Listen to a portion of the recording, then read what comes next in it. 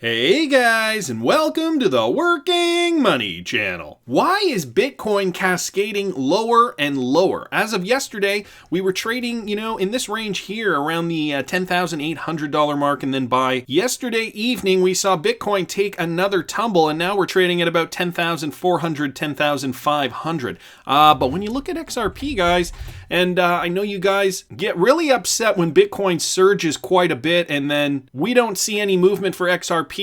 And then when Bitcoin corrects and XRP corrects at the same rate, you guys get quite frustrated with that. And I get that that would be frustrating, right? But look at XRP, guys. And I wanted to show you guys a little something before I continue. If you take XRP, and let's just take this last move down for Bitcoin. So first of all, let's look at XRP. This is XRP on the hourly. This is August 13th at midnight. Okay. And it did go down a bit and then it came back up and then down again. But let's look at Bitcoin for the same time frame.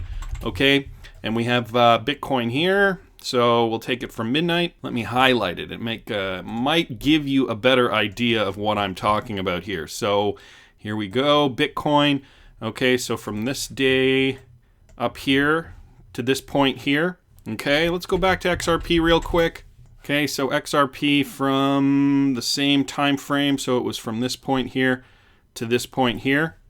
Okay, right? So XRP on the hourly and Bitcoin on the hourly, guys. Bitcoin corrected from 11,345 to 10,469 roughly trading right now. That is a correction of 7.7%, right guys? So 7.7% compared to XRP, which was trading at 0.297 and now is trading at 0.293, which is only a correction of 1.3%. So we can't lose sight that, yes, even though sometimes you do see deep corrections for XRP when you don't feel like it's merited, the opposite does happen as well, and that tends to rebalance the price of XRP. So guys, it's good to see these kinds of things because we don't tend to notice this kind of pattern when it's working in our favor. All we're seeing is, well, XRP is still under 30 cents. But think about it, guys. If XRP did correct another 7.7% like Bitcoin did, we would be even further down. On Twitter, I've got XRP Ferguson, that's at TFergTrades on Twitter, sent me this. And this is breaking news from CoinDesk here, and it has to do with the Barclays Coinbase relationship. The most prestigious banking relationship in crypto has ended. Barclays, the London-based global bank, is no longer working with the cryptocurrency exchange Coinbase, industry sources told CoinDesk.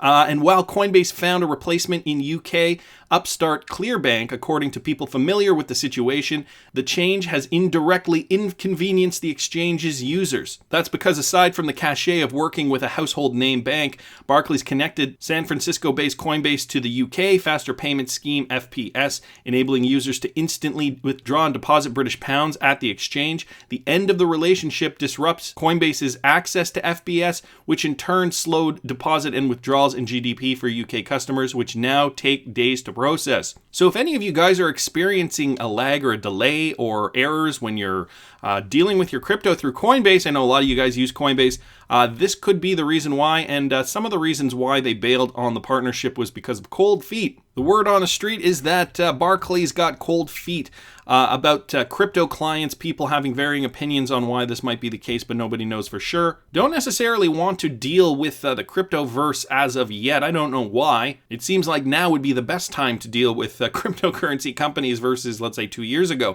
It is my understanding that Barclays' risk appetite has contracted a little. I'm not sure exactly why, what's been driving that. Maybe there's something at play here. Anyways, guys, I will link this in the description if you want to read on this further, if you are a Coinbase customer and want to know what the heck is going on. This from XRP Crypto Wolf on Twitter at XRP Crypto Wolf. The Dallas Mavericks have become the second NBA team to accept Bitcoin as a means of payment for match tickets, merchandise, and the Sacramento Kings were the first. Billionaire Mark Cuban is a blockchain and cryptocurrency investor and enthusiast. So talking about the Dallas Mavericks, of course, Mark Cuban owns the Mavericks, going to accept Bitcoin, and we are starting to see this more and more. Litecoin, the official cryptocurrency of, I believe, the Miami Dolphins. Cities and towns across North America are now accepting cryptocurrency as a legitimate form of payment to pay property taxes. I saw this from 416 Crypto. He tagged me in this, and I don't know if 416 knows this, but Richmond Hill is my hometown, as a matter of fact. Richmond Hill is a city just outside Toronto with a population of 208,000. The population population was way smaller when I lived there. Both Innisfil, the first Canadian city to accept digital assets for property tax payment, and now Richmond Hill, guys. So Richmond Hill residents are expected to be able to pay property taxes in Bitcoin as an alternative payment method in 2020. City staff will hold discussions in the coming weeks to enter into an agreement with Coinbase Limited, a Toronto-based digital crypto platform enabling residents and businesses to pay with Bitcoin and convert it to Canadian dollars before transferring it to the city directly. We're going to start seeing a lot more of this, guys. These cities are realizing that, if we can get money through crypto because people want to pay through crypto, we just have to set up the infrastructure and make it simple. Essentially, all these cities want is for people to pay their taxes, their property taxes, right? So they are going to try to make it as easy for you as possible. If you want to pay in crypto, they are going to give you an avenue to do so. I don't see why they wouldn't. It's ease of use for you and it's money for them. So thanks so much 416 Crypto for sending that along and tagging me in that post. But guys, today I saw this tweet. Bobway is back on Twitter. So first a tweet from It Was Like That When I Got Here. This guy has provided as much value to the XRP community as the trolls. There is nothing insightful about anything he has to say, which means he's either useless or he's still stuck in NDAs. Talking about Bob Way. And Bob Way responded to that. Nice to meet you too, says Bob. Cheeky Bob. If you are expecting me to give you a date when things are going to moon, well, don't expect that. Crypto is a crazy, irrational world, but I'll talk about why I think it will go to the moon. Those reasons will be different from what most have heard. Bob has got the inside scoop. If you guys don't know, he is a former Ripple employee, and he has participated in an AMA on Reddit previously. He was on Alex Cobb's show. He's been answering questions to the XRP community. People who have questions, he is bound by some NDA, so he can't necessarily talk about everything, but he does a very good job of answering the XRP community's questions. So here's another tweet thread here. I'm just going to go through it with you guys. XRP News says, well, did you say you expect XRP to surpass all-time high in 2019? Bob Way says, I really want it to. I can rationalize reasons why I think it should, but price spikes like that are always caused by new buyers rushing into the ecosystem. And so guys, this is exactly what I was telling you about with XRP. Let's go look at XRP on the daily for a second, and we're going to go back to the bull run. And so when I talk about spec bull run versus real world utility, we have to remember the spec bull run was just that, just what Bob was talking about. People rushing in, prices spiking because new buyers were rushing into the ecosystem with no rhyme or reason. They were just learning about crypto, and a lot of them were getting into Bitcoin. And guys, this is why we were seeing Bitcoin rise over the last 2 years before we saw all the other alts rise. Nobody really knew about anything other than Bitcoin. Nobody was putting their money into anything other than Bitcoin. And then the last 4 weeks of December, boom, an all-time high for XRP. But not only XRP, guys, it was an all-time high for many cryptocurrencies. And this is reflective of not XRP particularly, but just the cryptocurrency ecosystem as a whole. So we saw all-time highs up here of $3 on this exchange is about $3.32. On other exchanges, it was recorded as $3.80. And so Bob Way says he wants XRP to surpass all-time highs in 2019, but price spikes like that are always caused by new buyers, and that's just it. Their reasons are driven by personal perception of future expectation. Perception change happens, but not on my schedule, is what he says. XRP News writes, any thoughts on why the price of XRP hasn't been following the general trend of digital assets in 2019? Could it be attributed to the sell pressure from Ripple? And XRP News posts this graphic here showing BTC, Ethereum, XRP, Bitcoin Cash, Litecoin, and BNB all showing significant gains. XRP down 17.75%.